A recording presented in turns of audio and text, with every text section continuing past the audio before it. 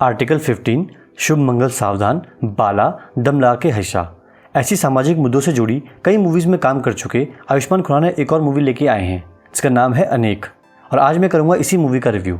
दोस्तों, स्वागत है आपका इस चैनल पे। मेरा नाम है अमित और आप देख रहे हैं प्योर देसी रिव्यू। वीडियो में आगे बढ़ने से पहले आपसे एक रिक्वेस्ट है, अगर आपको ये वीडियो पसंद आता है तो प्लीज़ चैनल को सब्सक्राइब करना ना भूलें।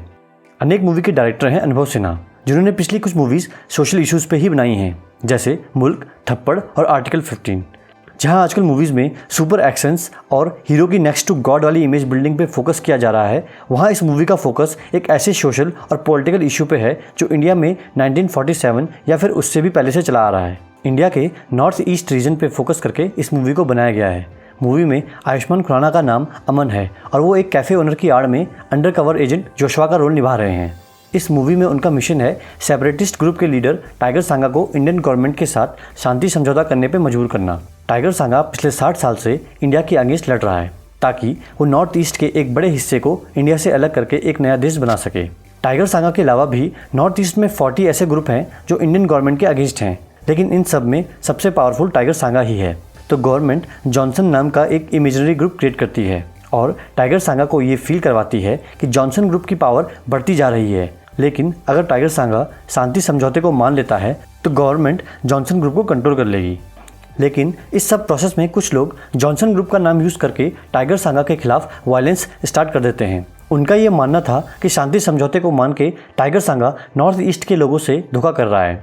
अमन एक ड्रग डीलर बन के जॉनसन ग्रुप से मिलता है, जहाँ पे उससे ड्रग्स के बदले हथियार की डिमांड की जाती है।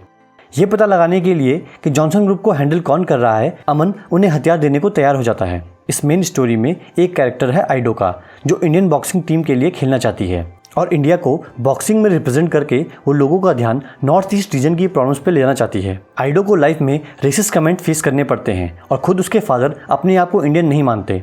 अमन आइडो को उसके गाँव में मिला था और दोनों के बीच में एक रोमांटिक रिलेशनशिप है।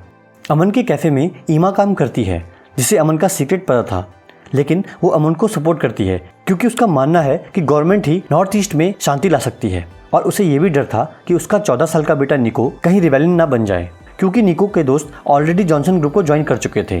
निको भी जॉनसन ग्रुप को ज्वाइन करना चाहता था। जॉनसन ग्रुप टाइगर सांगा की आर्मी के एक काफिले पे घात लगा के हमला करता है और सिचुएशन ऐसी बनती है कि निको को टाइगर सांगा की आर्मी पे गन चलानी पड़ती है। इसके बाद निको जॉनसन ग्रुप में शामिल हो जाता है। ये सब कहानियाँ एक दूसरे से जुड़ के आगे बढ़ती हैं।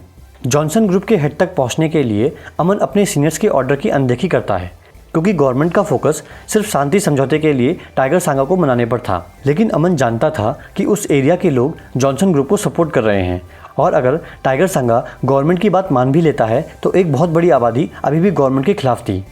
अमन का ये मानना था कि अगर गवर्नमेंट टाइगर सांगा से बात कर रही है तो उन्हें जॉनसन ग्रुप से भी बात करनी चाहिए, लेकिन गवर्नमेंट जॉनसन ग्रुप को सीरियसली नहीं ले रही थी।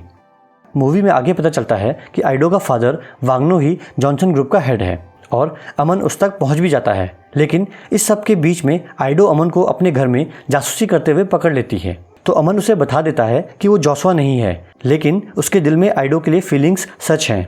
ये सुन के आइडो अमन से हमेशा के लिए अलग हो जाती है और अपना नेशनल क्वालिफाइंग मैच खेलने के लिए निकल जाती है। इसके बाद अमन वांगनो से मिलता है और अभी वो वांगनो से सरेंडर करने के लिए बात कर ही रहा होता है कि पुलिस वांगनो पे अटैक कर देती है, लेकिन वांगनो वहाँ से बच के म्यांमार भाग जाता है।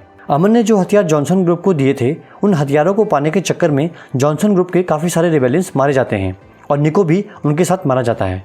अब अमन के सीनियर अबरार भट्ट अमन को आर्मी वालों के साथ एक कोवर्ट मिशन पे भेजते हैं ताकि वांगनो को मारा जा सके। लेकिन अमन चाहता था कि वांगनो को पकड़ के कानून के सामने लाया जाए ताकि गवर्नमेंट जैसे टाइगर सांगा से बात कर रही थी वैसे ही जॉनसन ग्रुप की बात भी सुनी जाए। मूवी के एंड में अमन वांगनो को म्यांमार से सेफली इंडिया ले आता है और साथ में वो टाइगर सांगा के सारे काले धंधों जैसे ड्रग्स, आर्म्स और एक्सटॉर्शन, इन सब के सबूत भी अबरार भट्ट को देता है। इन सबूतों के कारण गवर्नमेंट को मजबूरी में शांति समझौता रद्द करना पड़ता है। मूवी के एंड में दिखाया गया है कि आइडो अपना क्वालिफाइंग मैच जीत के इंटरनेशनल बॉक्सिंग मैच में इंडिया के लिए गोल्ड मेडल लाती है। तो ये थी अनेक मूवी की स्टोरी। अब बात करते हैं रिव्यू के बारे में। जहाँ तक बात है मूवी की स्टोरी की, तो मूवी थोड़ा कन्फ्यूजिंग है। डायरेक्टर की कोशिश ये थी कि वो एक मूवी में नॉर्थ ईस्ट की ज़्यादा से ज़्यादा प्रॉब्लम्स को दिखा सके और डायरेक्टर इस काम में काफ़ी हद तक सफल भी हुए हैं। लेकिन सिर्फ 2.5 घंटे की मूवी में इतने सारे कैरेक्टर्स की कहानी को वो अच्छे से नहीं दिखा पाए। मूवी में इतने सारे एलिमेंट्स हैं कि उन सब की स्टोरी को एक साथ कवर कर पाना बहुत मुश्किल था।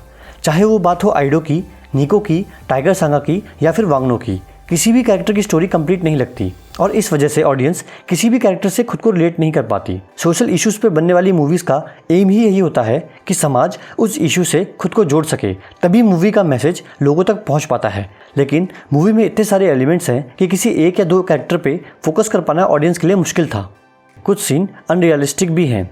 फॉर एग्जाम्पल, जब निको पहली बार हथियार उठाता है तो वो एक वेल ट्रेंड आर्मी के अगेंस्ट एक फुली ऑटोमेटिक राइफल यूज़ करता है और आर्मी के कुछ लोगों को मार भी देता है, जबकि एक 14 साल के अनट्रेंड बच्चे के लिए ये सब कर पाना शायद पॉसिबल ना हो। टाइगर सांगा को मूवी की शुरुआत के 10 मिनट में एक स्ट्रॉन्ग कैरेक्टर के रूप में दिखाया गया है, लेकिन उसके बाद पूरी मूवी में वो सिर्फ गवर्नमेंट के इशारों पर नाच रहा है, जो कैरेक्टर को वीक बना देता है। अगर बात की जाए एक्टिंग की, तो आयुष्मान खुराना ने कैरेक्टर को बहुत अच्छे से अडेप्ट किया है। एक एजेंट का रोल आयुष्मान पे बहुत सूट कर रहा है। एंड्रिया ने भी आइडो के कैरेक्टर को बहुत अच्छे से निभाया है, लेकिन आइडो की फिजिक नेशनल लेवल के बॉक्सर वाली बिल्कुल भी नहीं है। आइडो के कैरेक्टर को थोड़ा फिजिकली स्ट्रांग होना स्टोरी की डिमांड थी। मूवी के लिए लोकल एक्टर्स को यूज़ करना एक अच्छा डिसीजन था, लेकिन कुछ कैरेक्टर्स एक्टिंग में इमेच्योर लग रहे हैं, खास करके आइडो के कोच।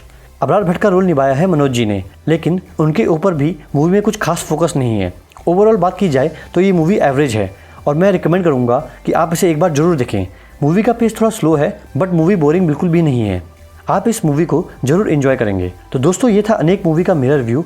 ये वीडियो आपको कैसा लगा प्लीज़ कमेंट सेक्शन में जरूर बताइएगा। अब आपसे मुलाकात होगी नेक्स्ट वीडियो में। तब तक के लिए stay safe and stay healthy.